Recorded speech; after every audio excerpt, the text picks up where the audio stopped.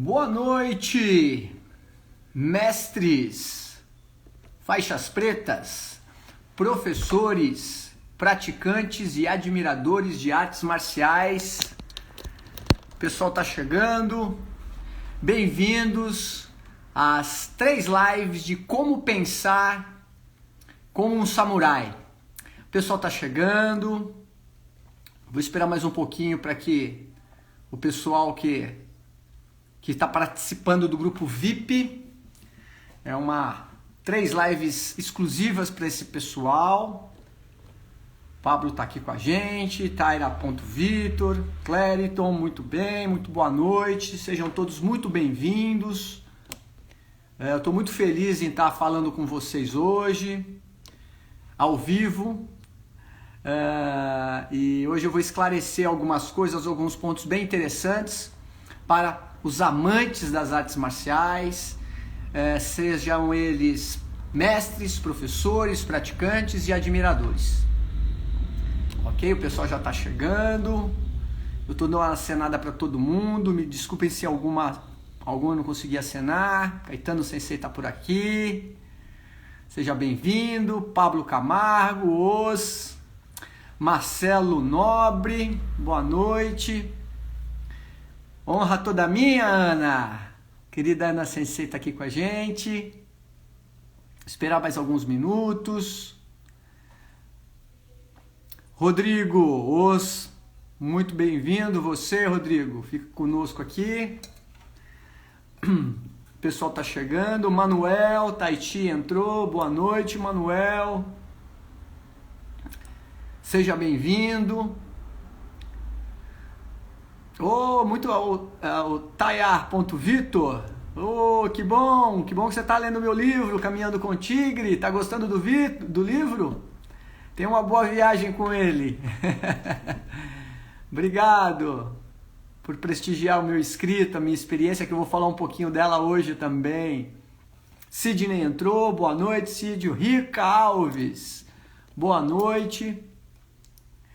Bom, vou dar início à nossa primeira live, lembrando que é uma sequência de 3 lives hoje, amanhã e quarta-feira, logicamente com um propósito bem definido, que é sobre o curso de formação filosófica em artes marciais, fruto de um trabalho de praticamente uma vida toda, mas principalmente nos 10 anos de minha carreira acadêmica, né?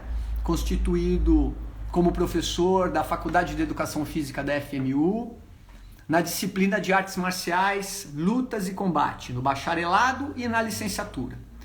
Então foi uma experiência acadêmica ao qual eu consegui reunir várias literaturas, artigos acadêmicos e principalmente experiência acadêmica, além da minha experiência prática em artes marciais. Para quem não sabe, eu pratico arte marcial desde mais tenra idade, comecei com 5 anos de idade, com judô, com o falecido e saudoso mestre Carlos Catalano. Depois eu fui para o Karatê Shotokan, treinei com o sensei saudoso também, já falecido Sensei Ito. E passou um tempo, por volta dos 17 anos eu comecei a treinar Aikido.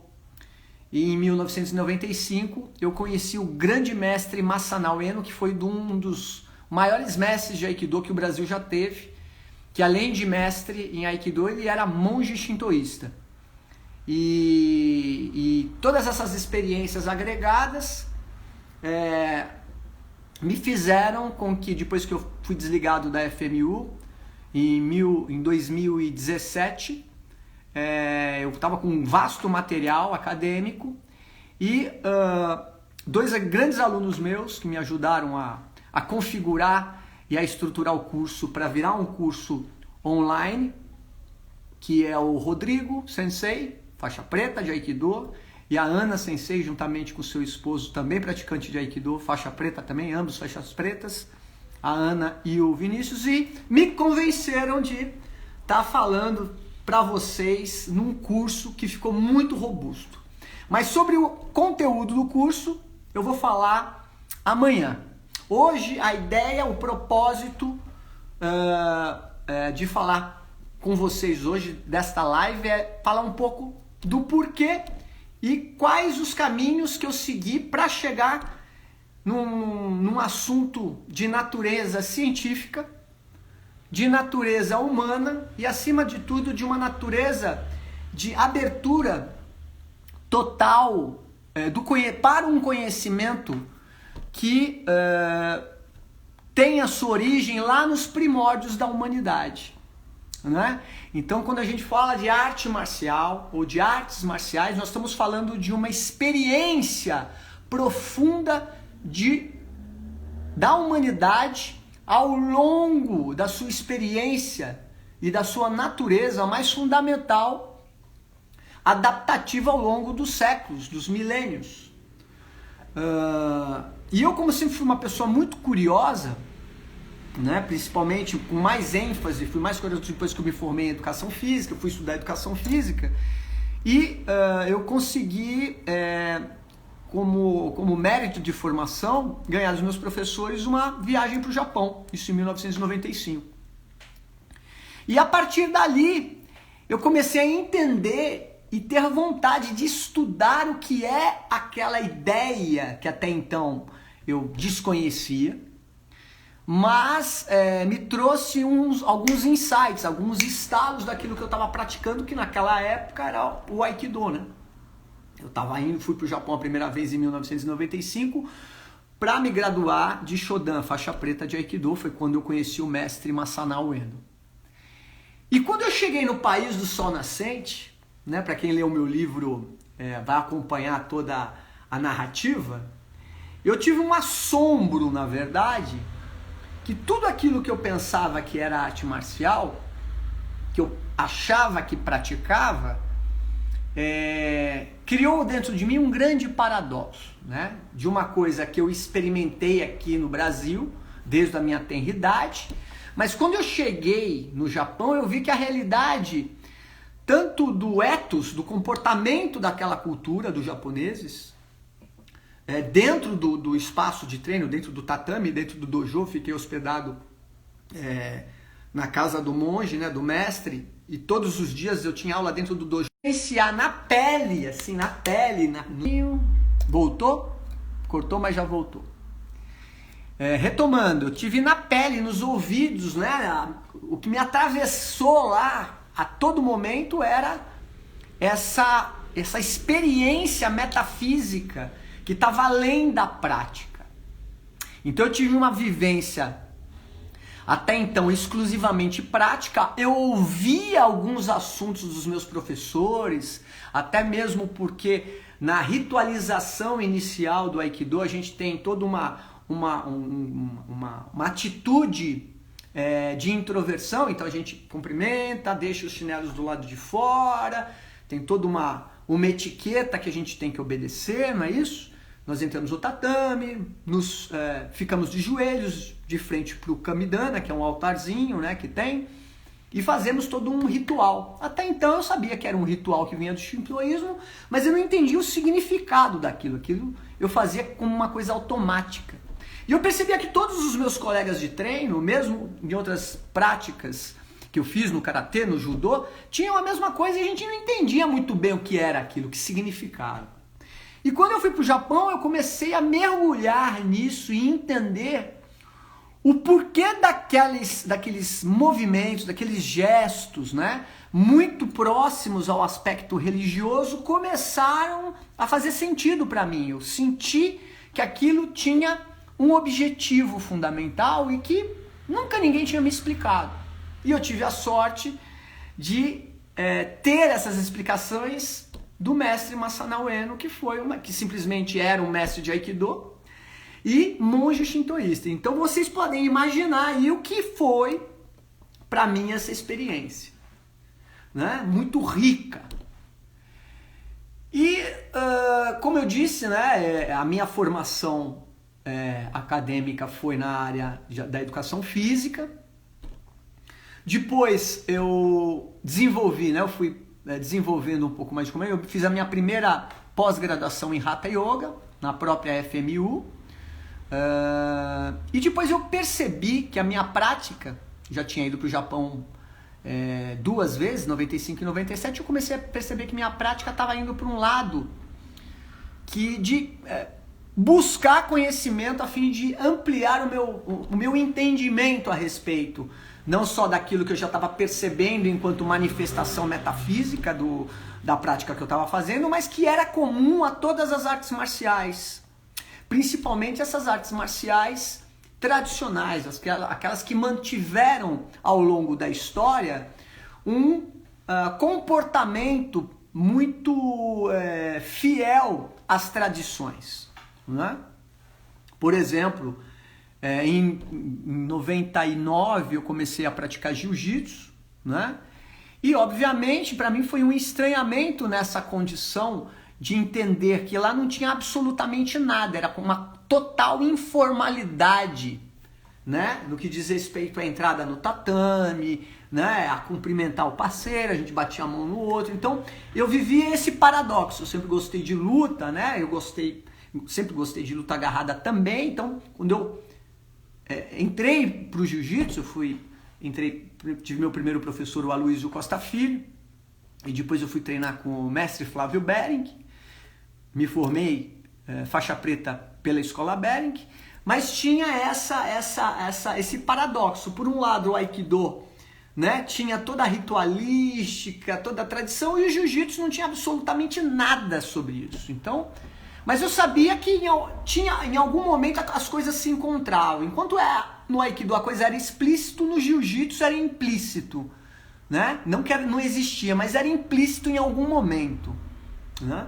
Não tinha ninguém que falava a respeito da postura para você, mas você sabia que tinha alguma coisa implícita ali.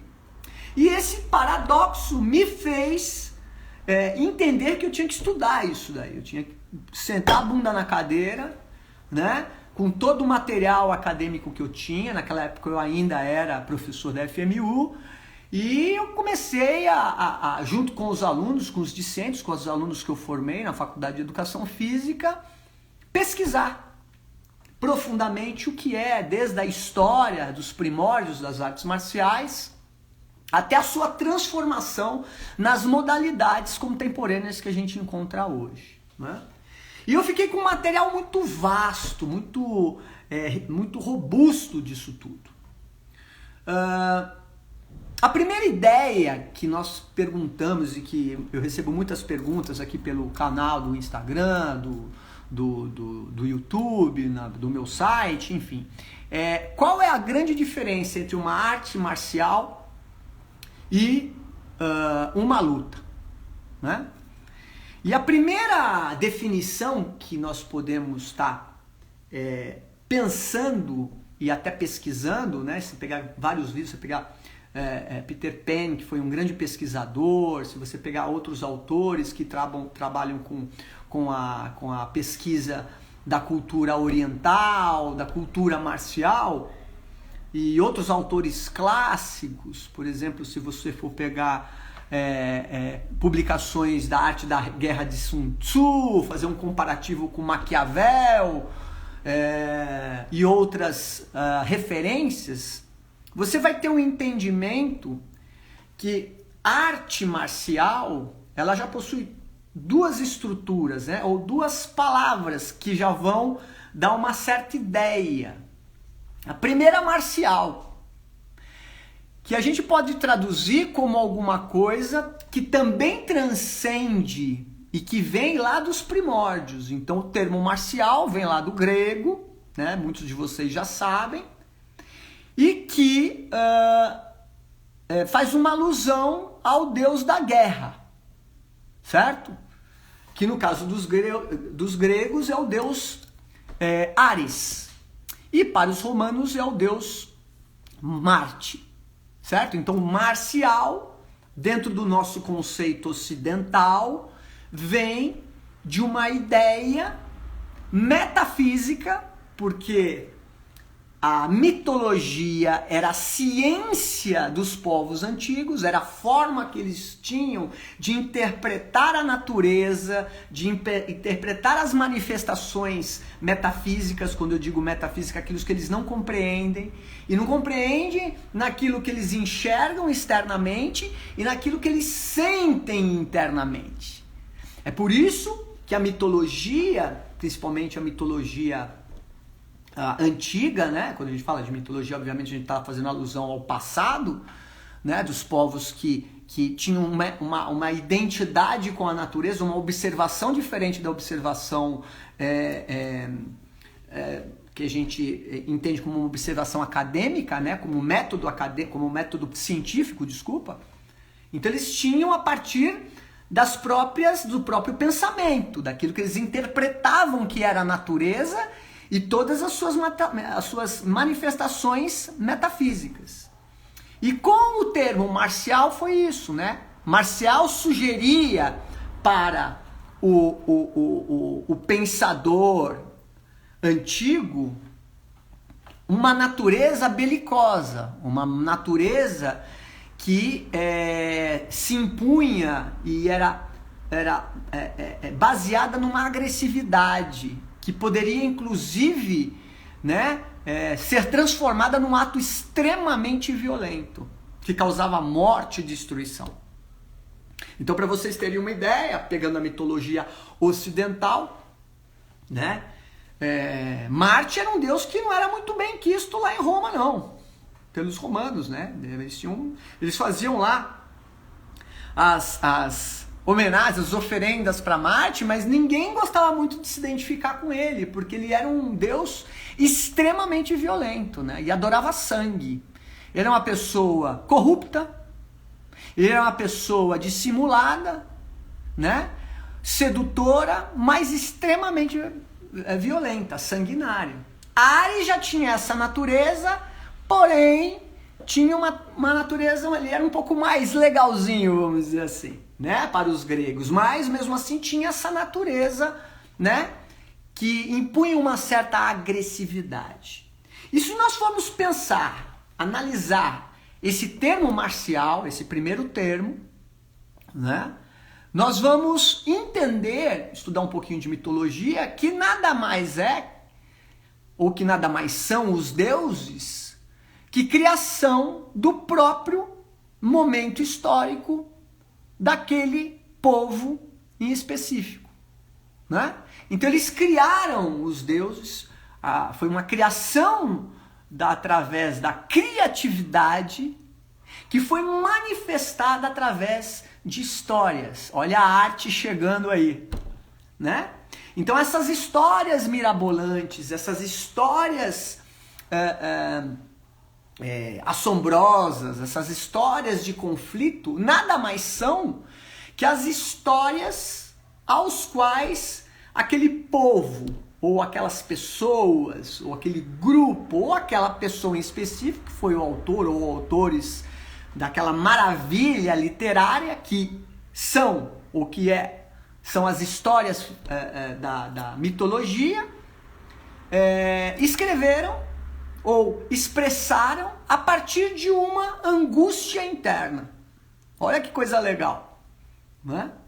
Então, a partir de uma angústia, a partir de uma dualidade, a partir de um conflito interno, o homem, o que ele tinha para fazer naquela época? Escrever, pintar, né? Esculpir, né? Criar músicas para contar o gênese da vida, a criação da vida, né? A criação do homem, os seus conflitos, as suas dificuldades, né? Então, quando ele olhava um vulcão e não entendia qual que era todo o processo ali da natureza do vulcão de expelir, ele não tinha nenhum material que medisse lá a força, a precipitação das águas, do calor. Então, quando ele via aquilo repentinamente, ele achava isso é coisa de alguma coisa superior de Deus.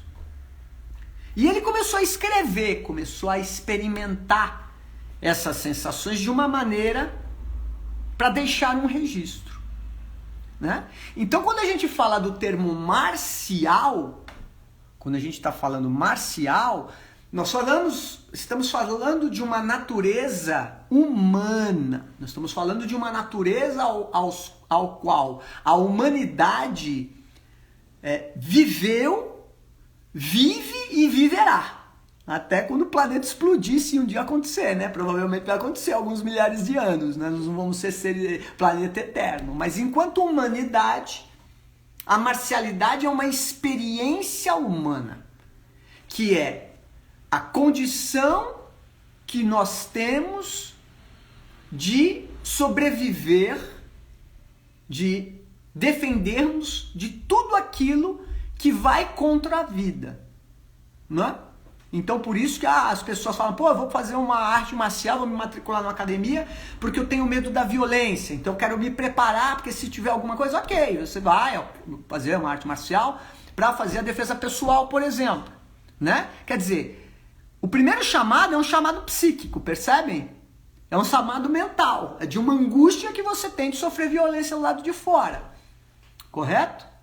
Então você vai procurar um boxe, você vai procurar um jiu-jitsu, você vai procurar um aikido, um karatê para se defender. Em 99% dos casos, principalmente de pessoas adolescentes para cima, tem essa argumentação. Pô, eu tô com medo da violência, eu quero praticar, né? Eu quero ficar mais forte, eu quero ter uma imagem, né, uma imagem corporal um pouco mais agressiva para as pessoas não olharem que eu sou um fraco, que eu sou um molenga, enfim, essas questões, né? Quer dizer, é uma questão interna, percebem isso? Por outro lado, quando você começa a praticar principalmente uma arte marcial, aí lembrando que eu já vou chegar nesse termo, essa diferenciação do que é uma arte marcial e do que é uma prática marcial, ou um esporte de luta. Já chego lá nisso. Se não der tempo, amanhã eu explico. Mas eu acho que vai dar tempo sim. Bom, então, essa disposição interna, justamente para a gente tentar amenizar uma angústia interna. Então, medo, né? Que é algo primordial. Todo mundo tem medo, né? Todo mundo tem medo de alguma coisa. Então, para a gente conseguir controlar esse medo, existem alguns mecanismos, né? Que a gente pode estar utilizando para diminuir. Se afastar do medo ou se aproximar do medo. Então, para uma pessoa mais extrovertida, se aproxima mais do medo para saber como que ele vai, olha, né? Será que é isso mesmo, tal. A pessoa que é mais introvertida não quer nem chegar perto. Ela elabora isso de maneira diferente. Não é isso? Então, quando nós estamos falando de arte marcial, a primeira coisa que a gente vai entender é que a marcialidade vem em primeiro lugar. A marcialidade tem a ver com o conceito ou com a ideia, né, de que você está utilizando das suas disposições agressivas para defender-se e preservar a sua integridade.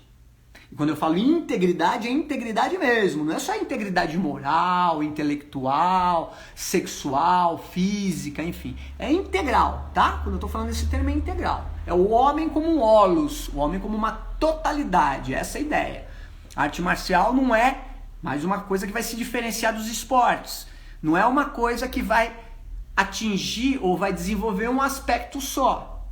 Por isso que temos que entender o que é uma arte marcial, o que é uma atividade marcial. Uma arte marcial, ela vai trabalhar profundamente os 4 grandes estruturas da humanidade ou do homem, né? Que é a estrutura física, então você está fazendo uma atividade física, porque ela é eminentemente física, certo? Nós vamos trabalhar a estrutura psicológica, perfeito? Porque ela vai trabalhar com as emoções. E trabalha de que maneira? Você tomou um soco, você não pode ir lá pegar um pedaço de pau e quebrar na cabeça do cara. Você vai ter que aguentar ali, aprender a se defender lá de um maigiri que você tomou, de um chute, de uma chave. Você vai passar por uma adaptação também psíquica. A estrutura psíquica, que já foi falada, a estrutura filosófica, que é o pensar a respeito Então por que eu tô aqui na academia só tomando porrada? Você faixa branca até quando? Né? No começo dói, machuca, você sai acabado, você pensa em 10 mil vezes em largar, né? Você não aguenta muitas vezes o tranco, sai todo roxo, o processo é esse, né? Mas ainda nós vamos chegar nisso.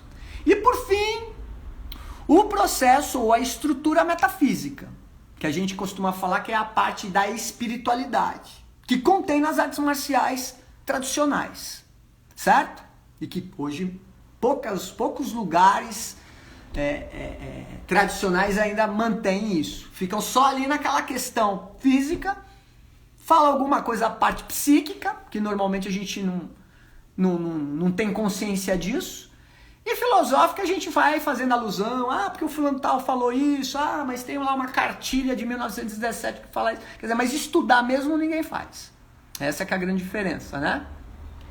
Enfim, a ideia da arte marcial é que eu vou trabalhar com todas essas 4 estruturas que é o que eu digo que é o Shi, né?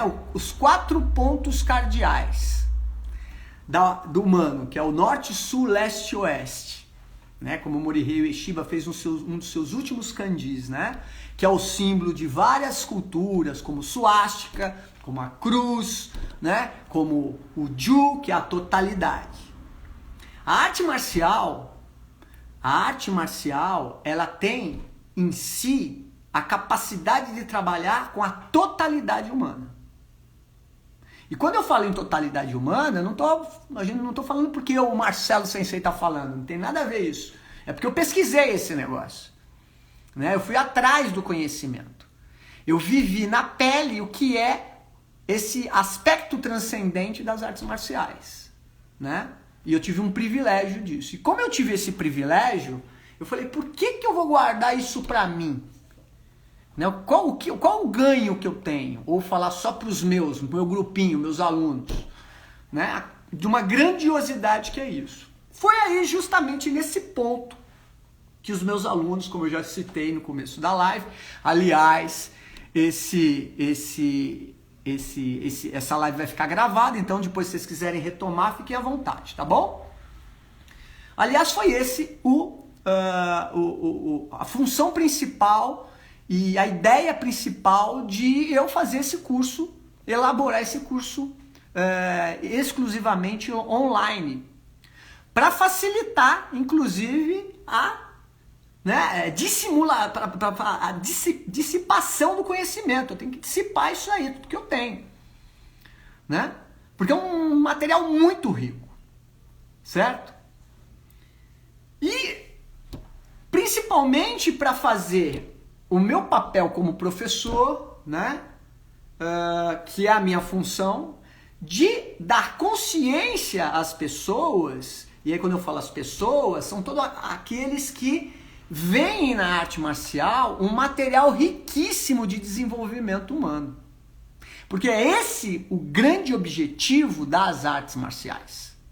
É o Marcelo Sensei que está falando? Não. Você pega lá, Jigoro Kano falou sobre isso, Morihei Ueshiba falou sobre isso, né? Gishin Funakoshi falou sobre isso, Bruce Lee falou sobre isso, né? Então não é algo que a gente simplesmente fala por falar. Aliás, é o que a maioria dos mestres, dos professores, dos instrutores, né, dos praticantes falam. Mas eles não têm o entendimento do porquê falam. Então parece um monte de gralha falando, né? Fala um monte de papagaio falando. Mas e aí? Onde que fica? O que é a fundamentação? O que tem de profundidade? Como que são os mecanismos que realmente regem essa transformação? É aí que está o pulo do gato. É aí que é o segredo dos grandes mestres. É aí que é a forma de pensar do samurai, né? Que é o tema dessas 3 lives que eu vou fazer aqui para vocês, começando com a de hoje, né? Como é o pensamento do samurai, ou como era o pensamento do samurai, e que caracterizou tão profundamente uma cultura capaz de atingir o mundo todo e a gente ficar admirado com essa cultura, né? Principalmente os amantes das artes belicosas, que são as artes de guerra. A arte marcial quer dizer a arte de guerra, né? Quando fala do samurai, eu também tinha uma visão muito romântica dos samurais, né? O guerreiro que nunca se rende, o guerreiro forte, aquele que vence batalha. Aí você assiste o filme de Tom Cruise, O Último Samurai, e chora, porque ele vai lá e derrota, ele fica amigo dos samurais, e vira um samurai, e casa com a mulher do outro samurai, né? A mulher que ele matou o marido. Então, para quem já assistiu esse filme, para quem não assistiu, assista, é bem legal. Enquanto, para quem gosta de cinema, essas coisas. Mas tem uma outra coisa, isso aí é fantasia, né? Isso é uma forma de interpretação para fazer uma grande venda de um filme, como todo filme hollywoodiano, né?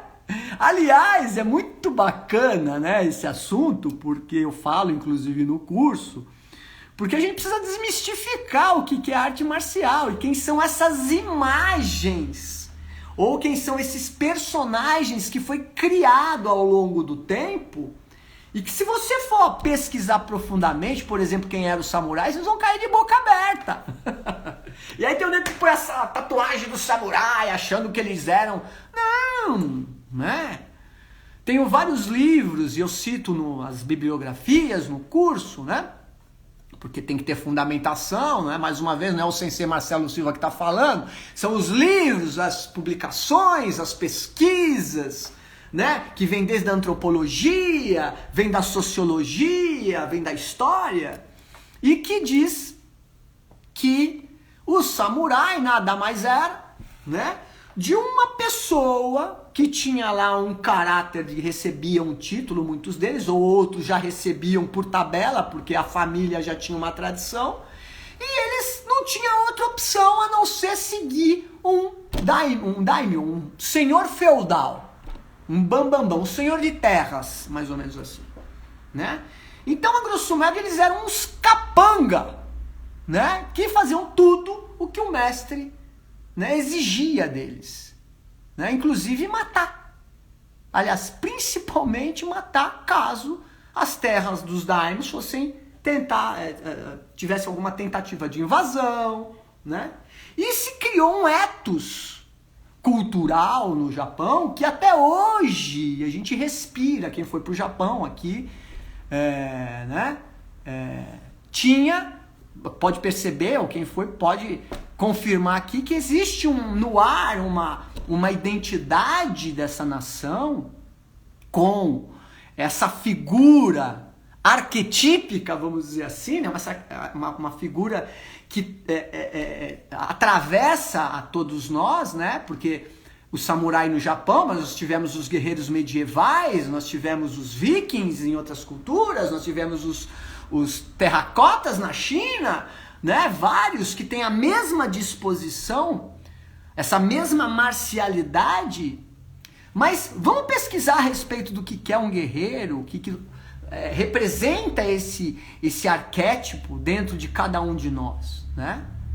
E foi uma das coisas que eu fui pesquisar. Aliás, não só fui pesquisar, como depois eu fui fazer pós-graduação e especialização em psicologia junguiana, em psicologia profunda, que foi uma especialização de 8 anos pelo IGEP, Instituto de Pesquisa Junguiano, e por fim me tornei inclusive analista, né? Por consequência. E que me ajudou muito esse trabalho, esse upgrade, né, de conhecimento, para entender a profundidade do que é o pensamento de um samurai, né? Que dentro da nossa visão é ele que lhe serve. Mas serve o que o samurai? Ele serve para matar os outros? Com certeza servia. Tanto que dentro do ethos, dentro do comportamento, dentro do código do samurai, chamado Bushido, o primeiro lema lá, do credo deles diz o seguinte, aliás, tenho aqui o livro, vocês podem depois pesquisar. O verdadeiro caminho do samurai se encontra na morte. Olha só. Dentro de uma visão poética, isso é muito lindo, né? Muito lindo. Mas o que quer dizer isso dentro da profundidade ou dentro de uma realidade? Eis o paradoxo das artes marciais. Aliás, só foi superado esse paradoxo, ou só é possível superar esse paradoxo, e quando eu falo de paradoxo, vem a imagem que todo mundo conhece, principalmente aqueles que estão ligados às artes marciais, que é o símbolo do Tao, que é a representação do Yin e do Yang, né? Que diz o seguinte: o universo é uma luta constante entre duas forças. Uma puxa para o lado de cá e outra puxa para o lado de lá, né? Elas sempre estão disputando para quem puxa para o lado de lá, para o lado mais forte, vamos dizer assim, de uma forma bem grosseira, né? Elas só não se desfazem, só não viram um caos, porque em cada uma dessa porção, tanto do Yin e do Yang, existe uma porção oposta, né? Então um pouco do Yang tem o Yin, e um pouco do Yin tem no Yang, certo? Essa ideia da dualidade, ou essa ideia que as artes marciais trabalham e que ninguém explica para você, é que a arte marcial ela produz um processo de modulação do indivíduo. Mas como que isso se dá? Como que isso acontece? Ninguém sabe te explicar, né? Ninguém te explica isso. Simplesmente você entra, e vou dizer outra, né? Ninguém sabe sobre isso, né? Pouquíssimas pessoas sabem sobre isso, porque exige pesquisa, exige treino, existe você ter a percepção de o que está envolvido, quais são as coisas, os elementos que estão envolvidos dentro da sua prática. E que não é somente você aprender a fazer técnica, ou ganhar 500 campeonatos, né? Ou encher teu salão de medalha e troféus, né? Não é só isso, né? Existe muito mais além, né? Não adianta você ser Shihan, faixa vermelha, faixa coral, faixa preta, né? E não utilizar de todo o potencial que as artes marciais têm para o seu próprio desenvolvimento e principalmente para o desenvolvimento para aqueles que trabalham assim como eu, para com seus alunos, correto? Então começa a arte chegar aí, porque a arte é justamente o elemento que faz todo mundo transcender, que é a transformação interna, ou é a transformação pessoal a partir de uma compreensão desses aspectos belicosos que vive dentro de si, ou vivem dentro de todos nós, que faz parte da nossa natureza.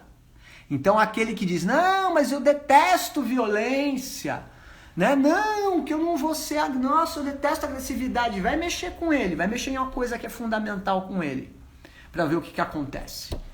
Vai mexer com um familiar dele para você ver o que acontece. É a mesma coisa que um gato. Um gato ali olha para você e você acha que o gato tem a cara de besta, né? O gato é o bicho mais pacífico e nem olha para você direito. Agora você vai mexer lá nele. Cutuca o gato lá, mexe numa cria, né? Ou tira ele da paz dele para você ver o que ele faz. Aí você fala, nossa, o gato é endiabrado. Com o ser humano é a mesma coisa, né?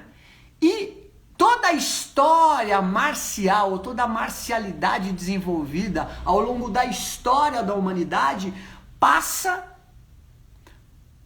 por os grandes mestres que compreenderam profundamente a natureza do homem, né? Quando eu falo do homem, não é só do homem, é do homem e da mulher, tá bom? Tá?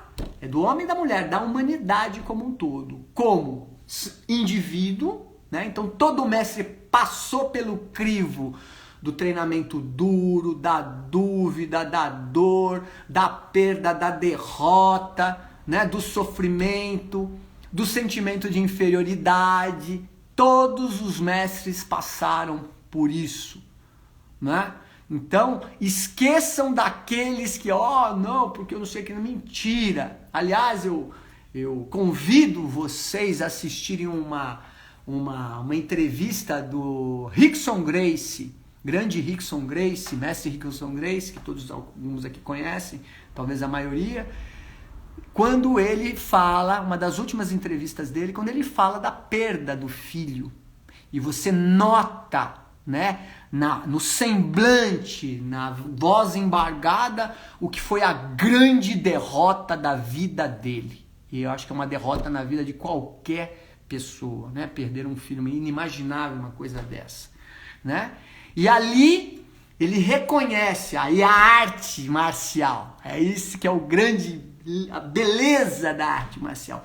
Ele reconhece, né? Ele diz assim, puxa, eu ganhei tudo, né? Me considerava um grande invencível e aí eu tive a maior derrota da minha vida que me fez pensar até em tirar a vida. Olha só, assistam isso para vocês entenderem o que é a transformação do marcial em arte marcial. Transformar o conceito que eu falo, inclusive, dentro do curso, quando a gente está fazendo a conceituação do que é arte marcial no Japão, por exemplo, do Bujutsu para o Budô. Então teve uma transformação a partir de um contexto histórico no Japão, de um momento histórico que eles tiveram que fazer uma opção. Ou nós vamos continuar sendo belicoso, ou o país vai ser explodido por bombas, outras bombas aqui, e não vai sobrar nada. Quer dizer, amargaram aquela dura, né, humilhante derrota na Segunda Guerra, né? Então, mais uma vez, não é o sensei que está falando, é a história que mostra, é o registro que faz as futuras gerações entender o que é, né, a possibilidade de você escolher ter a condição de olhar o todo ou olhar só a si próprio, né, ser egoísta, ser polarizado, ser radical, né, e as consequências que isso tem. E aí vem a ideia do Tao. Então mexe com Yin e Yang, seja só Yang para você ver o que acontece, ou seja só Yin para você ver o que acontece. É uma coisa natural, a natureza que vive em você vai te dar a própria resposta. Então não precisa buscar fora, é dentro que se busca. A arte marcial tradicional é um processo de introversão e não de extroversão. É o que já diziam os grandes taoístas, é o que diz a estrutura social do confucionismo, é o que prega o shintoísmo, é o que os grandes hindus nos seus Upanishads já escreviam através dos Vedas e dos Puranas, né? E o que a humanidade vem vindo e vem trazendo em termos de trabalho com a sua belicosidade, com a sua energia fundamental que é a agressividade.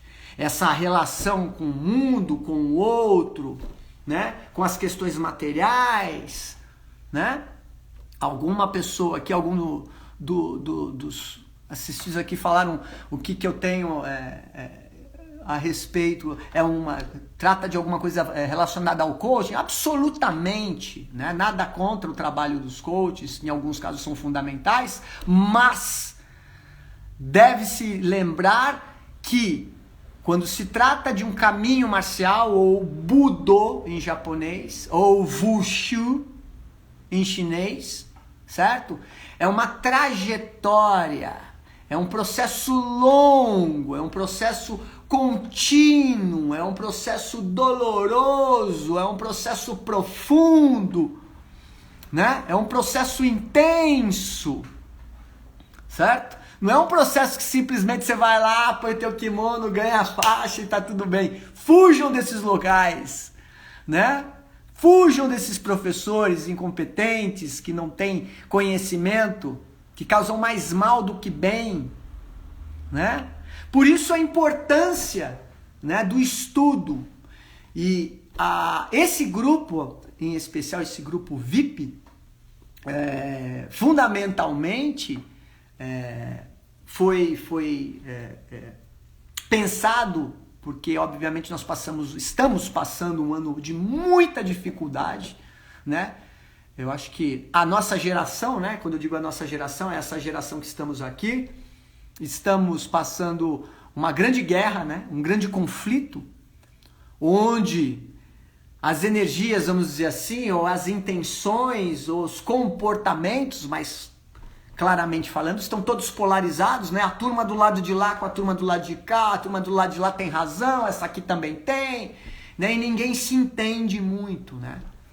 Então é muito interessante esse processo, porque talvez, bem provavelmente, é onde tem que se estabelecer, ou é necessário estabelecer uma cultura marcial, né? Ou está faltando uma cultura marcial baseado na arte marcial, né? Que é o processo adaptativo que nós vamos ter que ter, né?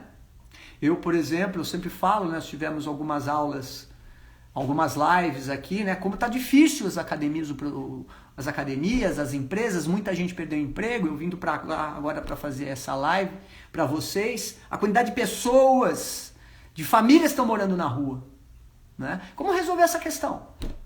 Quer dizer, nós estamos vivendo na época da tecnologia e ainda estamos rogando, né? Rogando pessoas na rua, crianças, né?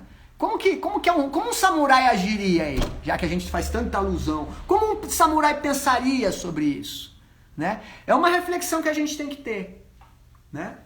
E dentro dessa ideia do pensar do samurai, tirando toda aquela ilusão, né, de achar que um samurai era só o cara que servia, mas servia a quê? Né? Servia o daimyo que mandava matar a criança, né, de extirpar o cara lá que cometeu uma gafe, era assim, né?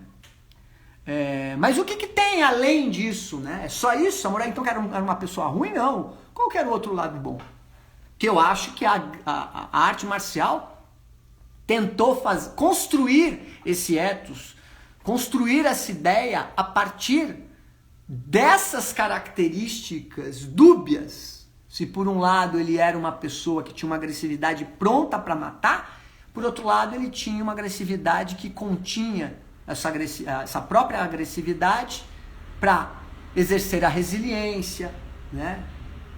A disciplina, né? A retidão, né? O caráter, né? E isso é ampliado depois, para algo de conhecimento que pode nutrir a humanidade e as pessoas, né, de um conhecimento que vá atravessar as gerações e fazer com que a humanidade viva melhor.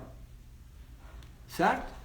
Então, o trabalho que os escritores, que os antigos homens, os nossos antepassados fizeram e deixaram registrados, né, são de suma importância para a gente entender a nossa própria natureza fundamental e que dentro dessa natureza fundamental, o que mora dentro de nós também é essa marcialidade, que também tem dois lados. Tem o lado yang, que a gente pode entender como o lado mais agressivo, violento, e tem o lado yin, né? Que é a capacidade de resiliência, que é a capacidade de entender, de achar caminhos alternativos para uma ação um pouco mais vigorosa do ponto de vista de comprometer a integridade do outro, preservando a sua própria integridade. Certo? Então hoje, essa primeira live é só para contar um pouquinho da minha história para vocês, falar um pouquinho desses aspectos históricos. Amanhã tem mais. E eu queria, inclusive, que vocês fizessem perguntas, se vocês quiserem, tá? Eu vou estar aqui respondendo. Deixa eu passar aqui o cursor para ver que já tem um monte de gente que fez alguns comentários. Muito obrigado aqui. Um monte de gente, hein, pessoal? Que legal. Esse grupo VIP, que é um grupo exclusivo, né? Só complementando aqui, a ideia desse grupo VIP é em função desse momento tão difícil, né, da pandemia, tá, né, batendo um papo com vocês e dando um suporte e um presentão aí para vocês, que nessas duas próximas lives eu vou falar para vocês, tá? Fiquem ligados, não percam as duas próximas lives, tá bom? Bom, aqui deixa eu ver, o Defenda Sebra, que tá aqui com a gente, boa noite. O Bom Artista Marcial, pera aqui, o que eu fiz aqui? O Bom Artista Marcial, é um ser humano que sempre busca melhorar e dar o seu melhor para a humanidade. Começando pela sociedade em que vive e transita. Perfeitamente, né? Só que isso é uma grande teoria, né? O Defenda Sebra, eu queria saber seu nome, mas isso é uma grande teoria. O que eu tento mostrar para vocês é da onde vem essa ideia. Porque falar da boca para fora é todo mundo lindo. Aliás, todo faixa preta fala bem, né? Nossa, não sei o quê. Mas qual é a fundamentação dele? Né? Qual é o seu fundamento? Vamos lá. E quando eu fui docente da faculdade, uma das primeiras perguntas que eu fazia para os alunos, eu dizia o seguinte: quem é agressivo aqui, levanta a mão. Aí levantava 2 ou 3 ali, né, muito timidamente. Aí eu mostrava através de 2 áreas de conhecimento. Uma, a fisiologia, e outra, a psicologia. E aí eu mostrava para eles, olha, todo mundo aqui é agressivo, ó. Através da fisiologia é isso, ó. Temos lá os níveis de estresse, né? Se chegar nesse ponto aqui, você vira um bicho. Se não chegar nesse ponto, ok. O bicho, ele corre e ataca ou foge, né? E da parte da psicologia eu falava também ligada à fisiologia. Então, eu mostrava para aqueles alunos da faculdade que todo mundo tinha agressividade dentro de si, certo? E para ser um professor, você tem que entender que aquele aluno que vem para sua academia, né, que vem aprender a sua arte marcial, né, ele tem que despertar e estar atento a essa agressividade. Porque para uma pessoa introvertida, só para dar um exemplo aqui, né, ela nem sabe que tem aquilo. Então eu vou ter que usar a minha metodologia, a minha didática, a minha arte, para fazer com que a pessoa explore isso, né? E tenha uma atitude mais extrovertida em relação à sua agressividade. Um outro que já chega querendo bater em todo mundo, né? Você tem que fazer o caminho inverso, certo? Agora, dentro da filosofia marcial, como que é explicado isso? Né? Tem uma explicação para isso. Certo? E aí começa a ficar muito claro o que é a metodologia dos antigos, como era tratado, né? Você pegar os grandes mestres, por que os grandes mestres eram tão admirados? Porque eles sabiam como funcionavam esses mecanismos, como funciona o processo de pensamento.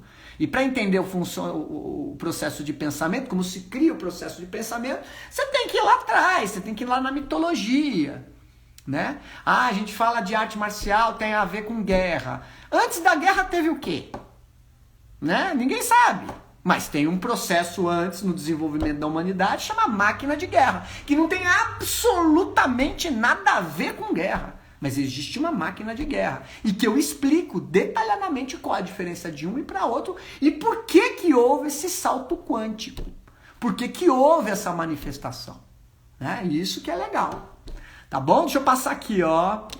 Ricardo Marques está aqui com a gente. Se tiver pergunta, por favor. Vamos lá. Se tiver alguma dúvida nesse primeiro... O Valnei diz aqui, grande parte dos professores dão aula visando somente a mensalidade e o dinheiro dos exames de graduação, o que transforma vários praticantes inaptos em se graduar e que buscam apenas em medalhas. É verdade, viu? Com certeza.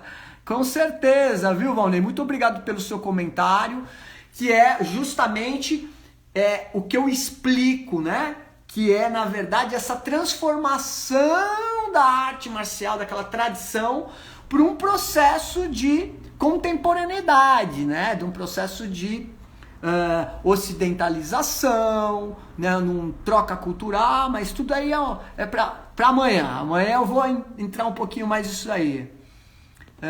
Quem mais aqui? O Vander da Costa. Obrigado, Vander, por estar participando aqui. O artista marcial é resiliente, busca superar seus defeitos. Uau, isso é profundo, hein, Vander? A questão toda é como.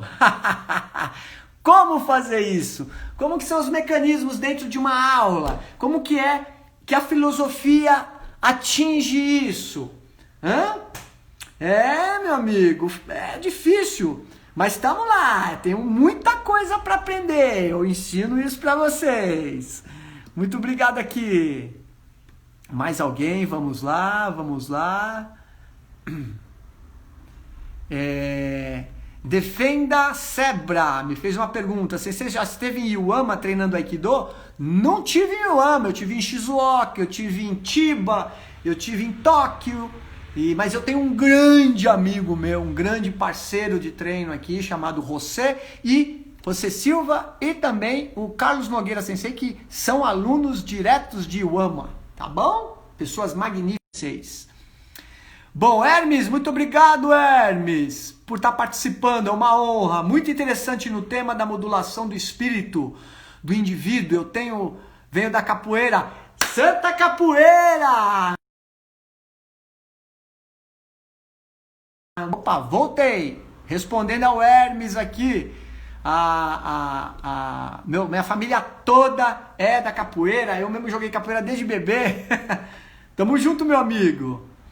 Bom, gente, tá acabando aqui, hein, ó. Vou responder só mais essa. Se fiar, eu vou deixar. Vamos fazer a nossa segunda live. Se vocês tiverem pergunta, põe no papelzinho e joga aqui, tá bom? Amanhã eu vou dar continuidade ao tema aqui.